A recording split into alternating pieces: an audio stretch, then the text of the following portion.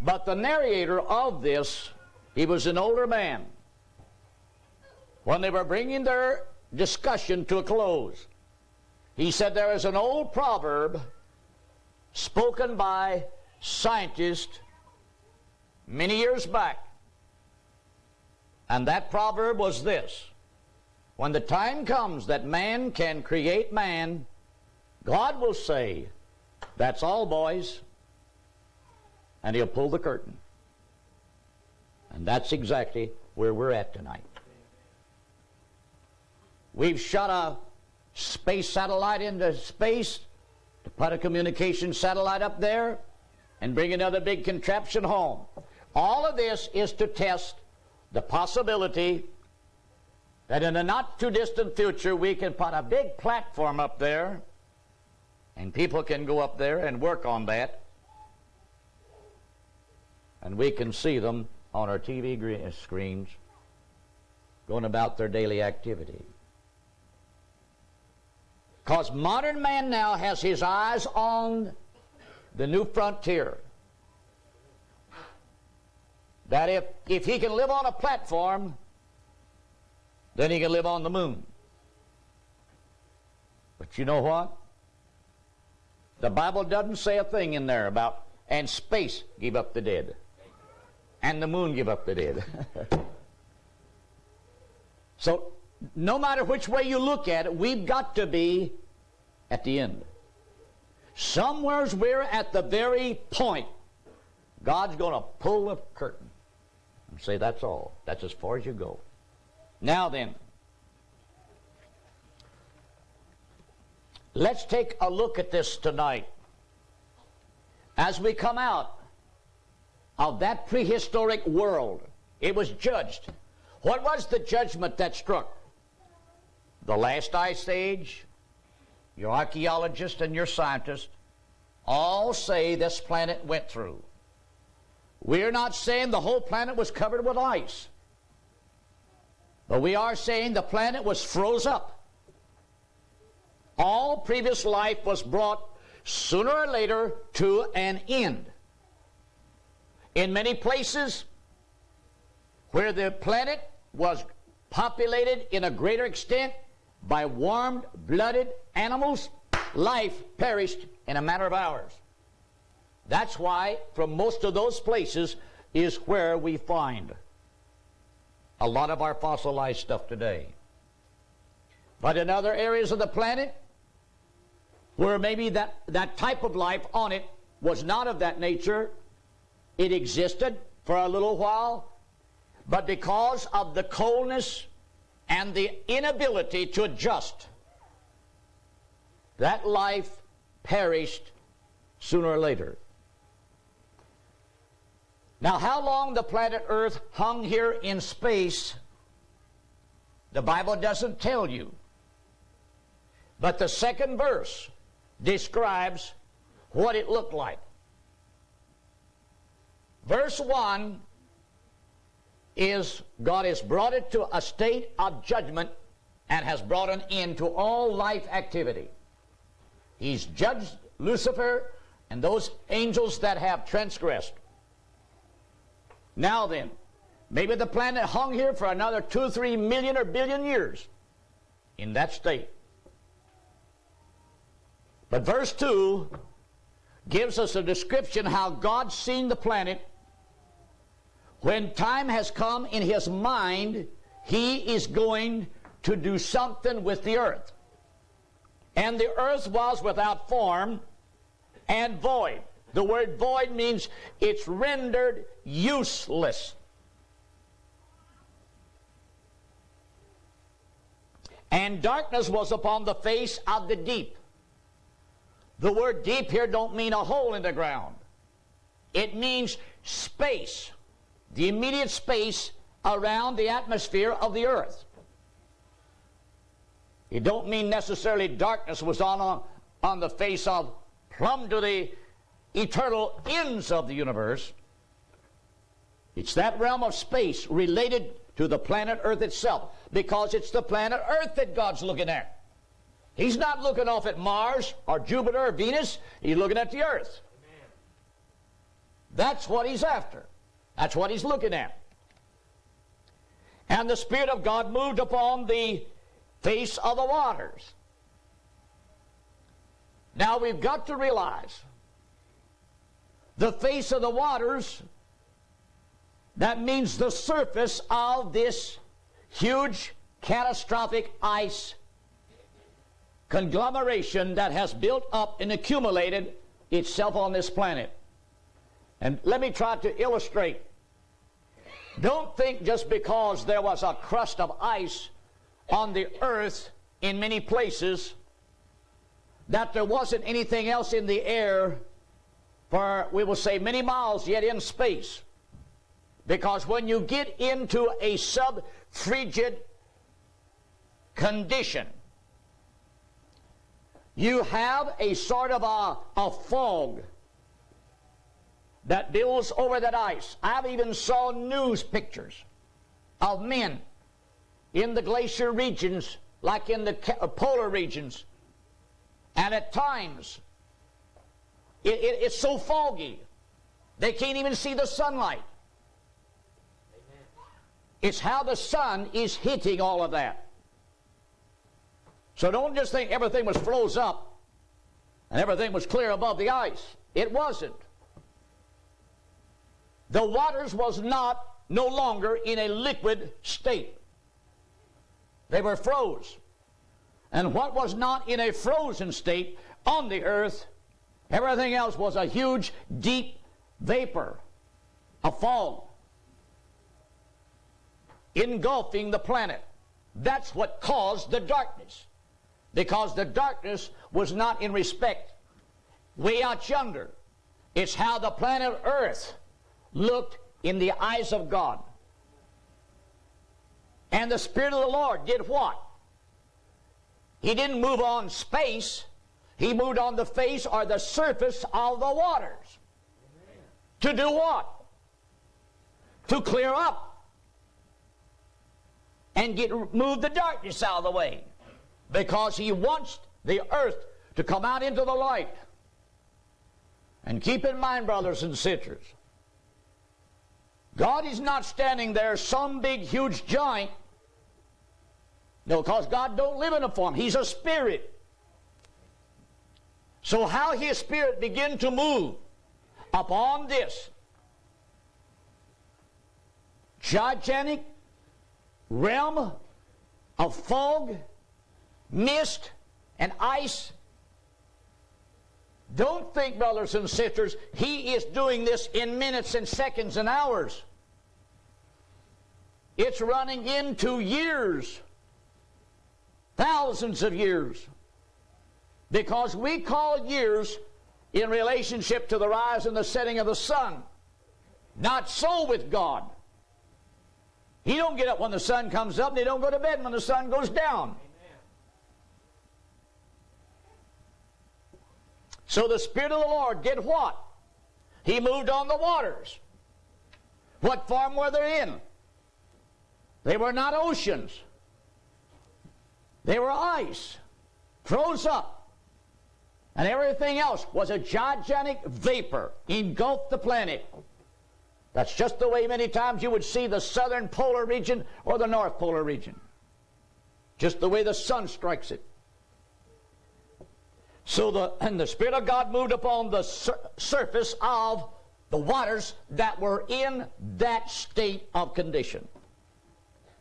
Now, as God did, now he has an objective to obtain. And God said, "Let there be light," and there was light. How did the light come about? The light that appears is brought about by how he moved on the waters. It wasn't the light moving the mist back. It's how he moved and what he did with this mist that causes the light to begin to show itself in the purpose. Now let us watch now very carefully. And God saw the light, that it was good. And God divided the light from the darkness. Now, brothers and sisters, this is not the rising of the sun yet, or the setting of the sun. This is how God is dealing, because we can see from darkness, He's bringing something eventually to light. Is that not the stage, how that God deals with man in his sinful state? And the whole thing is typed right here. Just as you and I are born in sin, shapen in iniquity, come into this world speaking lies, we, at that stage, are as worthless and void as being anything fit for God as could possibly be. What has to happen? There's got to be light strike our soul. What does it strike our soul to do? To deal with us, to bring us to an understanding. In order for us to have eternal life, we have to allow God to bring us out of that darkened state we like to live in unbelief, disobedience, and let God move in our lives and move back to things that plague us, that influences us to live strictly to the flesh of the world. So out of darkness, He brings us to light. We are not born physically in light. How many understand what I mean by that? Now then, that's why all have sinned and come short of the glory of God. Now then, as we go further here. Now God calls this light day, and the darkness He called night. Now it is from this, now I'm going to call it geographical, astronomical picture here, that the Jewish people, from which we get our Bible, set their calendar, and their day does not start in the middle of night. Their day starts at the beginning of the night hours, and then comes through the following daylight hours. Night always, in their way of looking at it, night always precedes day.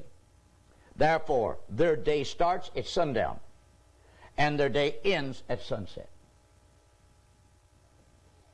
That, and they get it right from creations, right here in Genesis. Now then, and the evening and the morning were the first day. Now, how many times, brothers and sisters, for 1900 years, we Gentile Christians have read our Bible, and we read all of this to fit the natural way our mind looks at it. We read it like we're reading a big little book. The Bible's not compiled like that. It's written with certain things having a code or a formula. That's why, brothers and sisters, when we read in 1 Corinthians, where the Apostle Paul says, God has not revealed these things to the wise and the prudent, but unto who? But unto babes, such as will learn. Now then, that second verse said, as God looks at the planet, it was without form and void. Let's see if one of the Jewish prophets in the Old Testament would agree to that. Let's go to Jeremiah, chapter 4. Let's start in 23rd verse.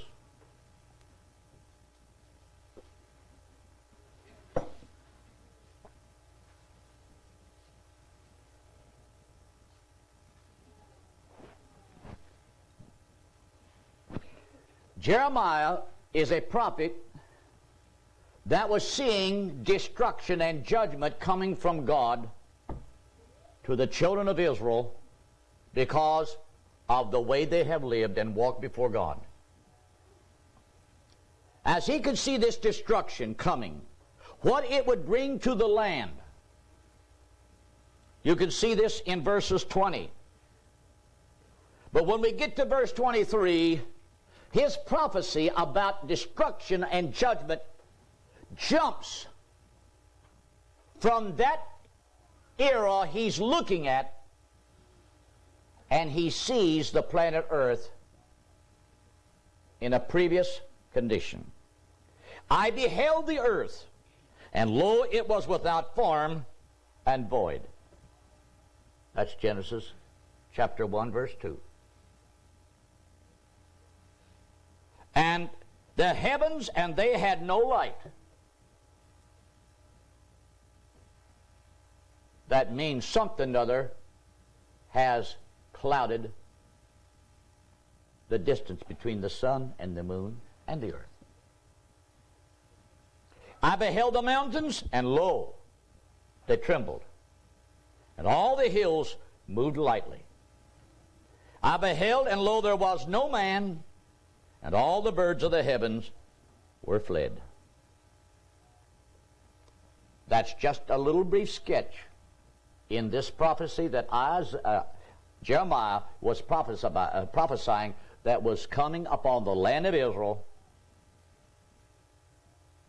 And as he's prophesying, God has let him see not just the land of Israel being brought into a state like that, but he saw the whole planet, the whole earth, and the heavens, devoid of life. Now then, these days that we as Christians have read for centuries and assumed they are days of 24 hours, we have to realize we term a day of 24 hours in relationship to the earth's relationship to the sun. And as the earth turns, every 24 hours it makes a complete turn in circumference in relationship to that sun. The sun is the pendulum of the earth's galaxy or the earth's universe. We have to realize this. The earth spins around the sun in a certain pattern and a path. At the same time, the moon is spinning around the earth in a certain pattern, in a certain path. We relate time to that, but God doesn't. Because God don't move when the sun comes up, and God don't move when the sun goes down. Because He's eternal. He fills the whole universe. And brothers and sisters, if you want to look at the universe like this, all of them planets, billions of them, so far away from here, it would take a man 1,000,000 light years to get to some of them. But God put them there. And they're every one in an orbit. They're every one in a path. And they're every one a turning. And they're all turning and moving, the whole universe is, in such a precise pattern. Now scientists, with his giant telescopes and computers, everything is moving so perfect. Everything's got a certain speed, got a certain path. It turns. They can tell you where Jupiter will be 1,000 years from now. What does that tell you? God Himself, the whole universe, is His timepiece. Amen. If they can set a digital clock, and it is so accurate, they can tell you to the precise second when the moon and an earth will have an eclipse. Because they know the speed and the travel. That's why, brothers, and they can calculate it to the second almost, the date and the hour it'll occur. Now don't tell me, brothers and sisters, when there was a big bang, that there wasn't a God behind it. Amen. And He put everything where it's supposed to be. Only a God could put a universe in such a perfect flotation. So His days are not days of 24 hours. They're days that can go into thousands of years if we are to convert the time factor. And these, what we've always thought, were days of literal creating the planet and the heavens. These are not literal creative acts, they're literally regenerating periods. Because if the planet Earth has already been here with a previous era of life existing on it, then we have to say he's not creating the planet again. Amen. He's not creating the heavens again. It's already there. So what is he doing? Bringing it out of that void and formless state. He's regenerating it. He's reclaiming it. He's bringing it out of something he has judged so that he can use it again. Now then, we come to verse 6. Here he does something again. And God said, "Let there be a firmament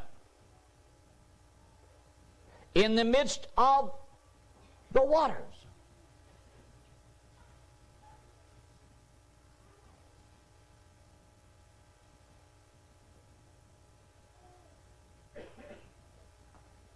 Now, brothers and sisters, we're not telling you how deep the ice was on this earth. And he's not saying, let's create a firmament in the midst of the ice.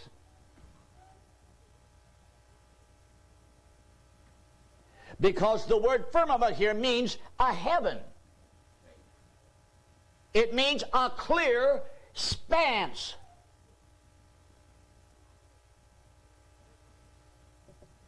But that clear span has got to be placed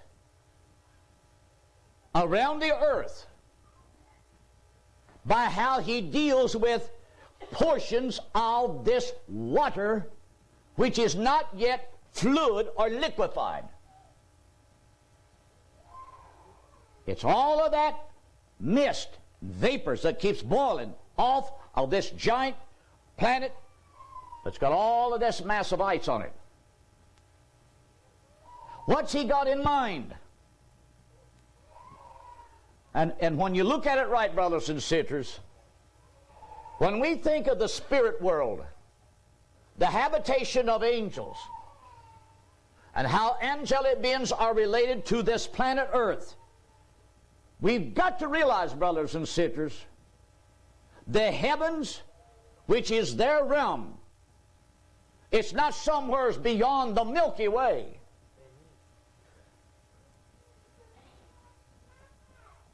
It's somewhere beyond the cloud range around this planet Earth.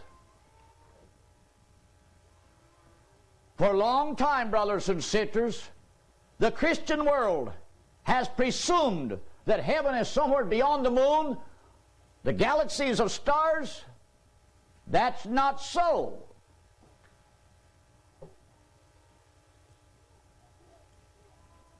When Jesus was received up into heaven, where did the disciples see him go? It says in the book of Luke, he was caught up in a cloud of glory. That cloud of glory appears, and it wasn't getting ready to rain. But nevertheless, it would look like a rain cloud. He was received up into that cloud. What was this for? Because when the cloud passed on, you didn't see Jesus anymore. He has not gone beyond the Milky Way. He is in that spirit world, that dimension that is just above the planet Earth. That's the dimension him and all his saints will appear coming in Revelation 19. When the heavens are opened, brothers and sisters, when God opens that dimension of that realm, no wonder, brothers and sisters, it won't be something so far away that man will have to stand gazing and look at, well, what is it? I don't understand. When God opens the heavens and they see Jesus coming riding a white horse and his whole army with him, then you read what it says. then every rich man, great man, bondman, free man, every wicked, sinful man will run to the rocks and the mountains and say, fall upon us, and hide us from the face of him that sat upon the throne, and from the wrath of the Lamb. So, he's creating a realm where the spirit world will be in relationship to the planet Earth, as he is bringing the planet Earth out of that judged state, because he's going to do something with it. So, what does he move on? He moves on a portion of these waters. Now, as he does, let's see what the end effect is. Let there be a firmament in the midst of the waters, and let it, the firmament, that clear expanse of heaven, divide the waters from the waters. So you're going to separate. So much of this is going to be taken in the form of vapors and pushed beyond the spirit world realm, way out in space. Because, brothers and sisters, I'm not a scientist. But you don't have to be a scientist to see that 2 and 2 is 4 in the Bible. Why do we have a calendar year, 365 and 1/4 days, and a lunar month of 29 and a half days? When if our calendar was in perfect balance with the universe as it was before the flood, we would have a year of 360 days and 12 lunar months of 30 days each. Amen. That's why God on the 4th regenerative day, he brought the sun and the moon back into relationship. So now then, time will now begin to be reckoned as God is clearing the atmosphere, and the sun's going to really shine through now and really start melting that mass of ice. So let's go a little bit further now. And God made the firmament, that spans, or that realm of space, and divided the waters which were under the firmament. And these are the waters that he's going to leave to be related to the earth, from the waters which were above the firmament. And it was so. And he did it all by his Spirit. So don't never think, brothers and sisters, he was using a deep well pump or carrying water in a bucket to get it up there. His Spirit, the same Spirit that created all things, is that power that's able to take it where it's supposed to be. Now, and God called the firmament heaven. That lets us know, brothers and sisters, somewhere right out there, just beyond the realm of our rain cloud region, where jet airplanes don't fly, and the crows don't get that high, and neither does the bald eagle get up there. There's the spirit world. There's where he intended for that dimension to be.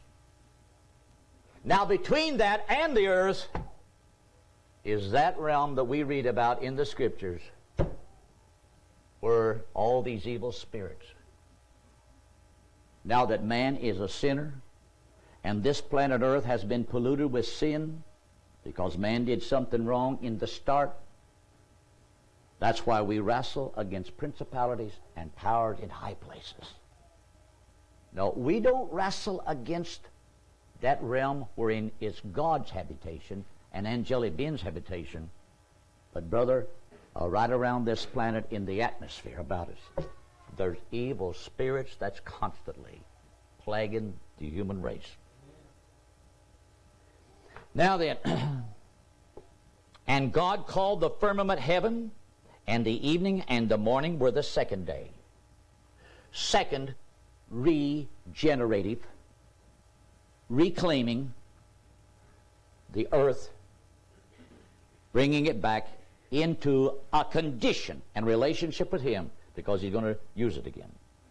Now we come to the third one. And God said, now he's still dealing with the waters, but we've got to understand in what form are these waters in as we approach the third day, or that third period of time. said, let the waters under the heaven. Now that means somehow or other, once he's taken a mass of this on out there, they are not out there as ice. They're not out there as oceans. They're out there in a deep vapor. You don't even see it. Let me use an illustration just to help you out. We know this, that in our present atmosphere, moisture only goes so high. Beyond that, there is none. But as up as far as there is moisture, and yet on the clearest day there ever was, you don't see it. But I'll tell you how you can be made to see it. Let a jet airplane come flying overhead, about 8 miles up.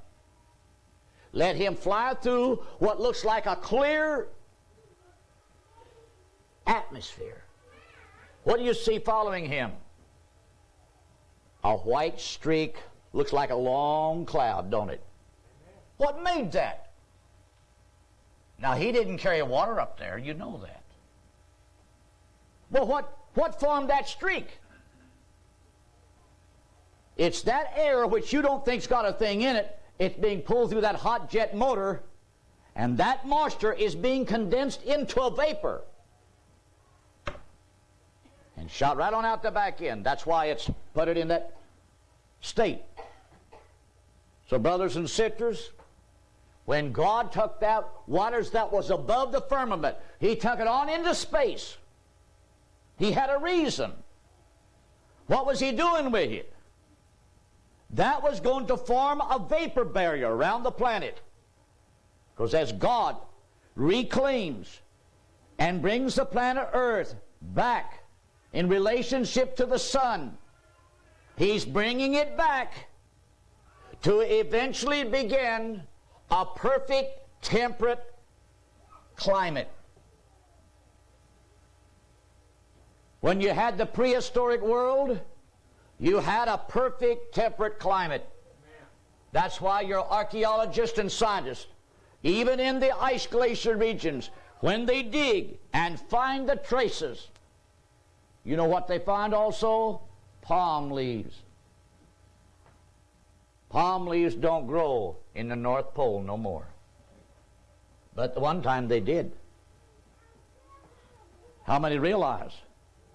For there to be a perfect climate, even in the polar regions of this earth, then the earth has got to be closer to the sun. But if you bring it closer to the sun, won't it make it hotter? Not if there's the right amount of moisture way out there that forms the vapor barrier. Because remember this, the heat you feel from the sun isn't because there's a lot of coal being burned. Did you know, brothers and sisters? That's ultraviolet rays. It has to strike something in order to generate that heat. That's why, brothers and sisters, get in a space capsule, go 150, 200 miles in space, get out, it's cold up there. And you could be looking right at the sun.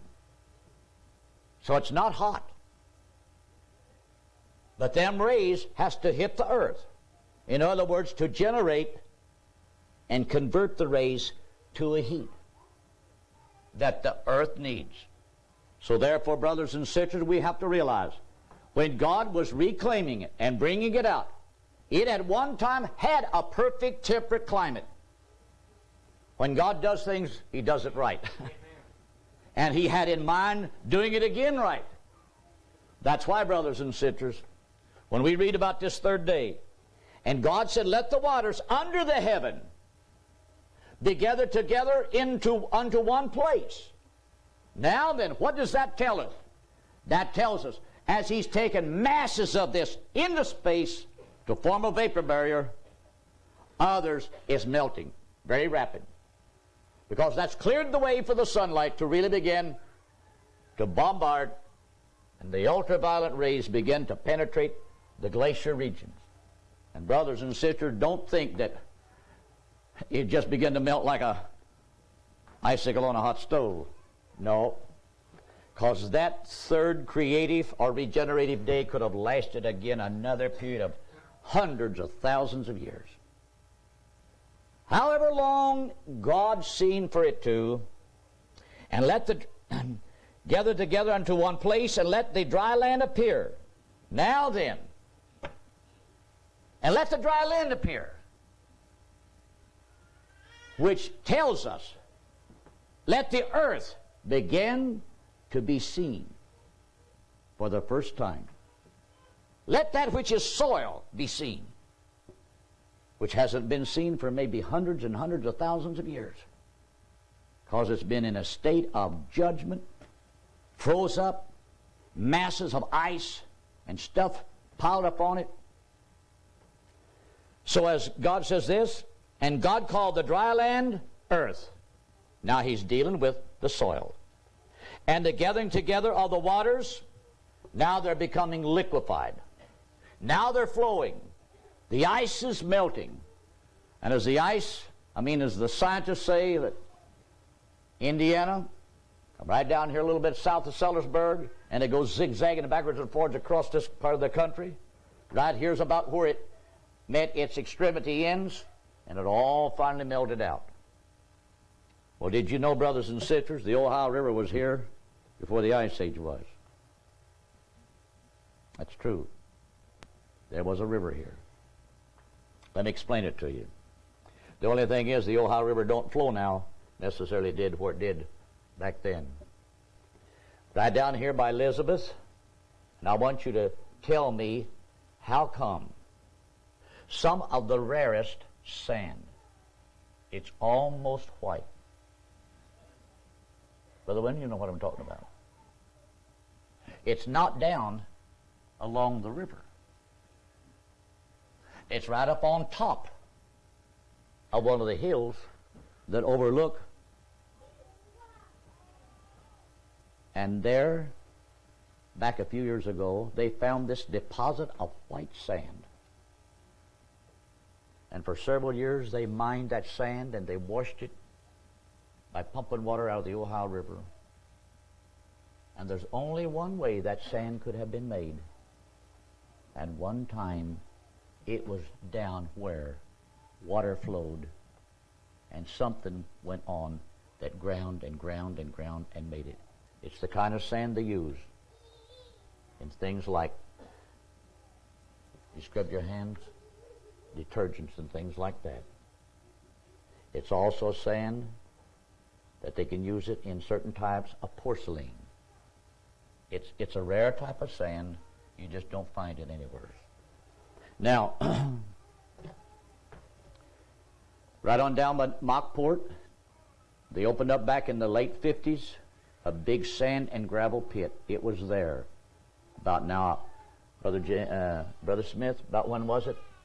They found that mastodon elephant.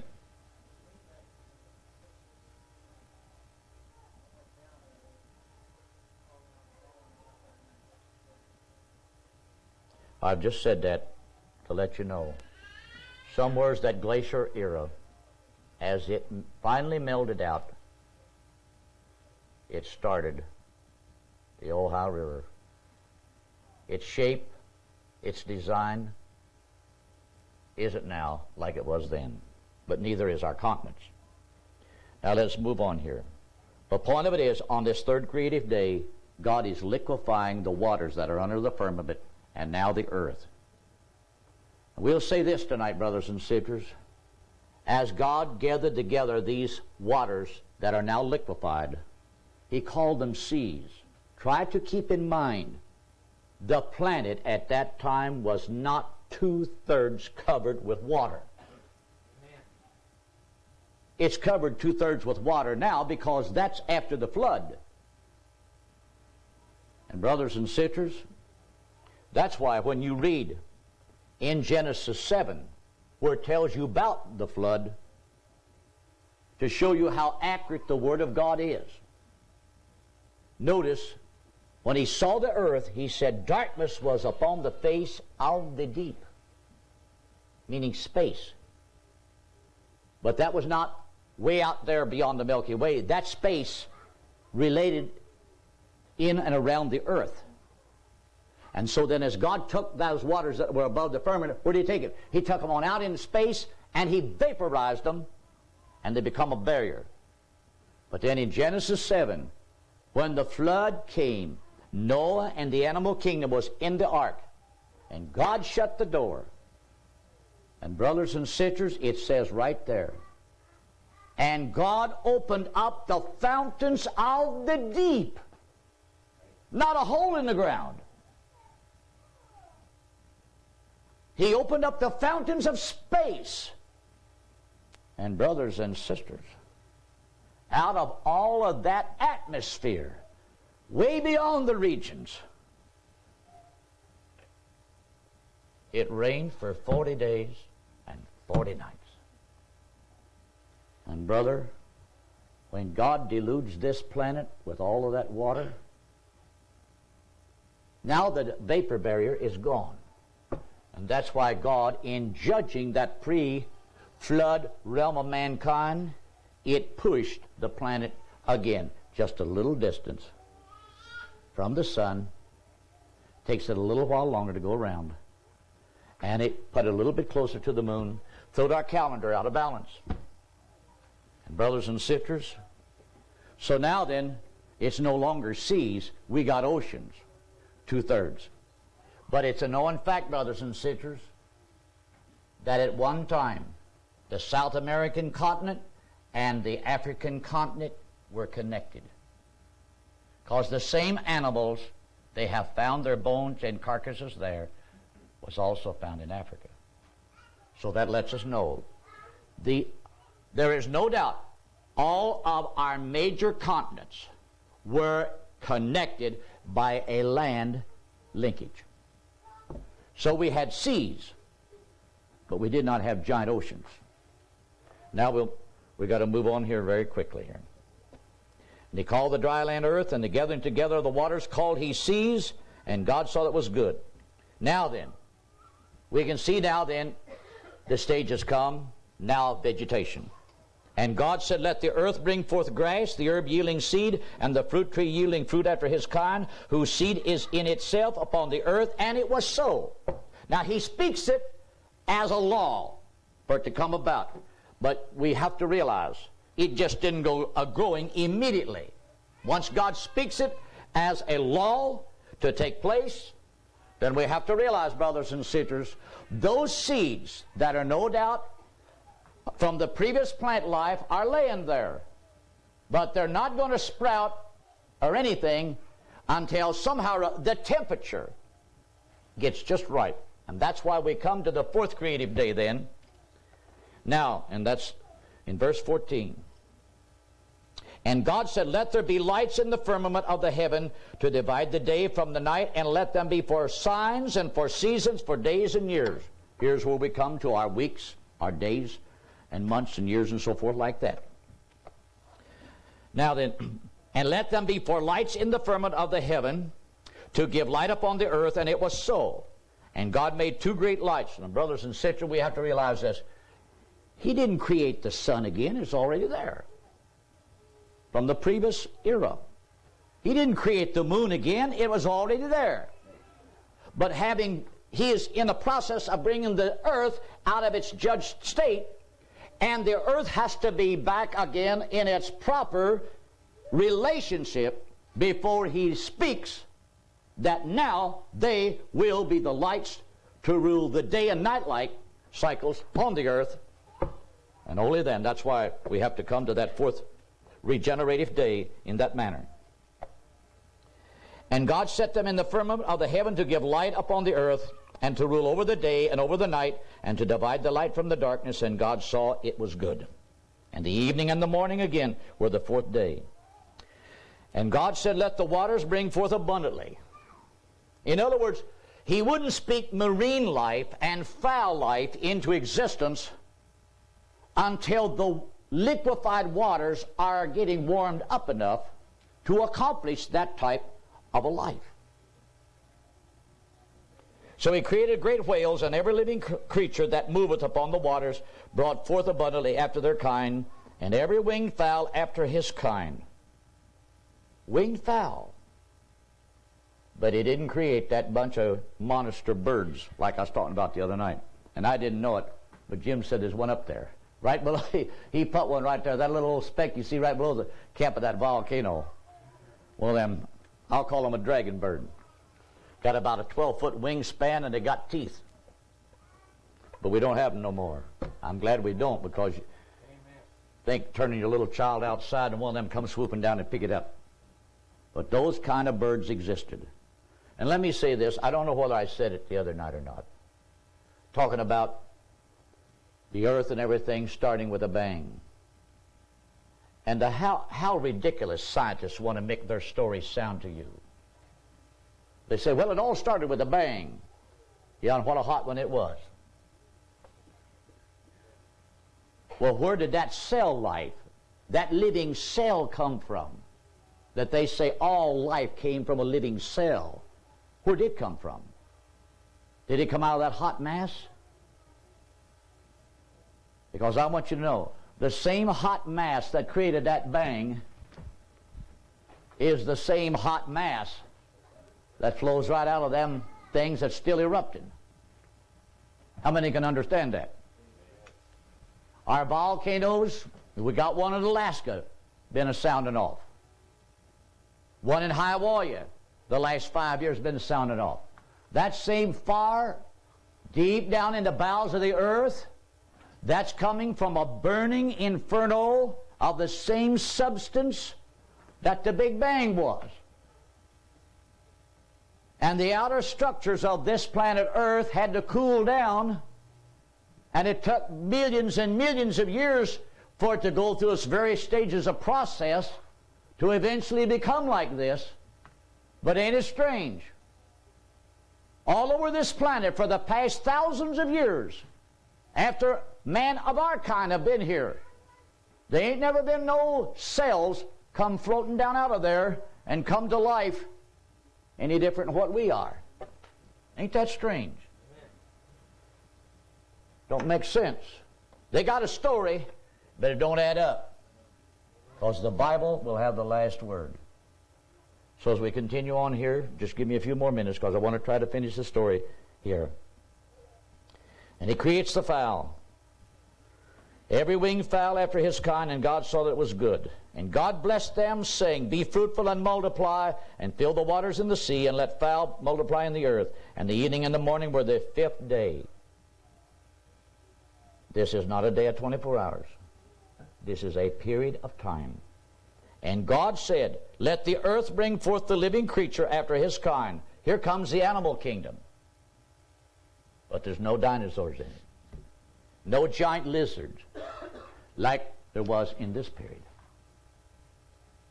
Because the kind of animals here he's bringing into existence are the kind of animals that Noah had in his ark. And the animals that Noah had in his ark are the animals that's with us today. Now as we continue on. And God made the beasts of the earth after his kind, and cattle after their kind, and everything that creepeth upon the earth after his kind, and God saw that it was good. I will say this for the sake of the point. There are some of our creatures within our animal kingdom that are in a similar likeness, but they are of a much smaller dimension. Down in the Amazons of South America, Walt Disney, back I think it was in the late 50s or the early 60s, he made a film. I read this in Reader's Digest. And the title of the film was The Fight of the Dinosaurs. These was not waxed things made. He went to the Amazon, and there's 2 large species of lizards, about 4 to 5 feet long. They're different species of the lizards. It is known when they meet, they just fight like devils. He caught them and brought them back and put them in confinement. And when they would get ready to film, they would loose these two lizards at each other for a while. And naturally they make all the mock scenery, like a jungle and everything in the background. And they'd film this, and naturally they use these type of lens that blows it up. And when that film was shown, it looked like huge dinosaurs just rear up and just come at each other. Looks so real. But yet we realize we can say this. Some of these creatures, yes, they're much in the same likeness, but God just cut the size down.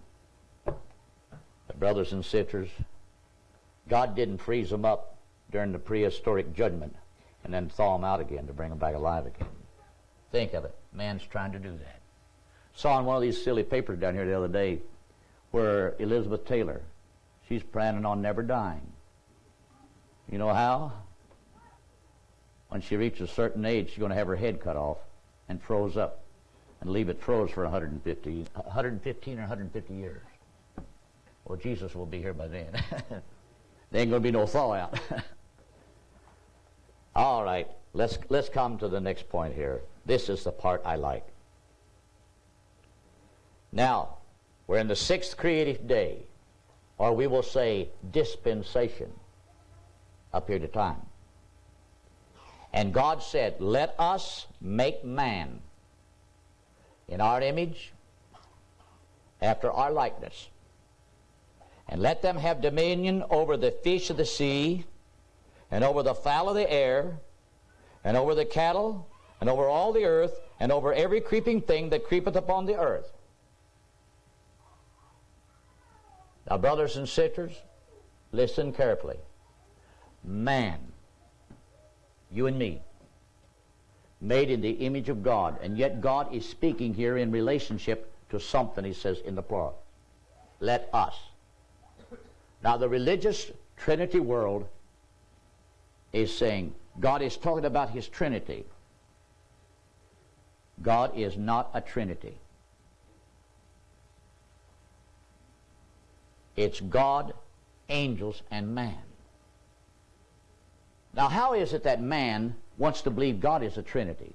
And they said like, well, we believe that he's one in being as a spirit, but he's manifested in three distinct persons.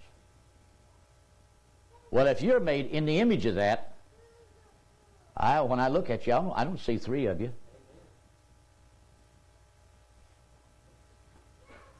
Yet there are three component parts of you. And it takes the three component parts to make up the whole of you, which is one. First off, the life you are is a spirit. Where did it come from? God. But yet in that spirit is what we call the soul. That's the real you. That's the part that didn't come from God. That's the part that God made and put into you to make you a separate individual apart from him. That's the part that causes you to know, to see. You see yourself. But that soul is incorporated into the spirit. It's inseparable. That's the part is the real you. But then the other part, the third part, is this earthly body he put that spirit man in. And brothers and sisters, when you separate the spirit man from the earthly body man, that's why, brothers and sisters, you can pinch him when he's dead, he don't say a word, does he? But it's the inner man, the spirit, that's made in the image and the likeness of God. And when God said, let us, he's talking about his helpers, angelic beings. Now, brothers and sisters, what does the Apostle Paul say in Hebrews? The Apostle Paul says it like this. What is man that thou art mindful of him, O Lord? Yea, and that thou should visit the Son of Man. Thou hast made him, meaning man, a little lower than the angels, and crowned him with glory and honor, and did set him over the work of his hands. We just read it, over the earth. So when man was made a spirit being, that's the likeness of God. But when he put him in this vessel of clay, that's so he could have earthly outlet and do the things in the natural. Now, so God created man. Notice now, he's not speaking in the plural, he's speaking back in the singular. So God created man in his singular, masculine, own image. In the image of God created he, masculine, him, male and female. Spirit beings. Created he them. The plural is what he created. Now then, and what did he say? Now man was not yet in his earthly body. He's spirit being, still in the presence of God. Hasn't left the spirit habitation. And God blessed them. And God said unto them, and here's the words as we close this portion of the message. While what we call Adam and Eve were spirit beings blended together as one complete spirit in the presence of God, God is speaking to their intellect, because this is the part of something he put in that spirit to give it separate recognition. And God blessed them, and God said unto them, be fruitful and multiply and replenish the earth. That word means again, fill it up. Just as one time it had been full of life. Our ancestors, Adam and Eve, was put in our Garden of Eden for the sole purpose to refill this planet Earth again with life. And we were put here as a godlike creature to rule over the animal kingdom, just as those angels was put back here over this to rule, to fill the earth, to rule the earth, to address it, and see what they would do with it, and they failed. And brothers and sisters, there's no way the Christian world can deny the fact when God said to Adam and Eve, replenish. That means, again, fill it up. I hold a glass for the sake of illustration. Let's just say this was a brand new glass, never had anything in it yet. I could not hand it to anybody and say, will you again fill that up? What would be the proper thing to say? Would you please fill this glass? That would be the proper thing to say. But if I was up to drink all of this, and I wanted more, I could say, refill that glass again. You know what I mean? Because you automatically know it's already had water in it before. That's why I say God's Word will have the last word. Again, fill it up. And brothers and sisters, from that creating of them, that body, and Adam was put in that clay to start his work. Yes, as far as the chronology of time, to this present man, time, we've been here about 6,000 years. And what have we done? Our greed, our selfishness, our sinful state has corrupted the earth. What are our scientists crying tonight? The waters are polluted. They've been running a narrative a couple of mornings this week. The plight of our planet Earth. Overpopulation. 50 years ago, our population was 2.5 billion. Now, it has topped 5 billion, doubled itself in 50 years' time. And they claim by the year of 2050, we will have 10 billion people on this planet at the rate we're going. And if they're already starving to death in Kenya and India and places like that, do you think God's going to let time go on another 50 years? He knows when he's going to call it to halt. Even now, brothers and sisters, the economist, the ecologist, and the environmentalist are crying out now. The farmers are using too much fertilizer. The chemical fertilizers are leaching and putting certain types of excessive chemicals into the water streams. Our water table is becoming polluted. Well, brothers and sisters, we have to realize modern technology and the use of this has helped the farmers to be able to increase production of food. But if now then, it means they're going to have to start withdrawing chemical fertilizers. It means they can't push for the production of food. Something's got to give. Something's got to happen. They don't believe the Bible, but man's bringing himself to his end. Isaiah 13 tells us the earth is burned and few men left. Why? Because man has corrupted the earth. He has repeated his cycle. Just as God read in Genesis 6, it repents me that I've even made him. Look what he's done. And didn't Jesus say, as it was, so shall it be? It's all before us. Heavenly Father, tonight, we're thankful to you for your word. We realize how true it is. And Lord, there's so many things we could say, but time will not last. But I pray that what has been said, your Spirit will take it, and in the minds of each one of us, you draw the picture the way we should see it, how we're to benefit by it, Lord. Help us to live in this hour we're living in, because we see everything is coming to an end. Soon you're going to call a halt to the whole thing, because your word is coming to pass. We thank you that we have this hope and this assurance.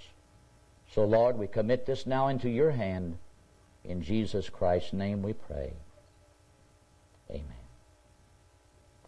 May the Lord bless you tonight. I'm so thankful for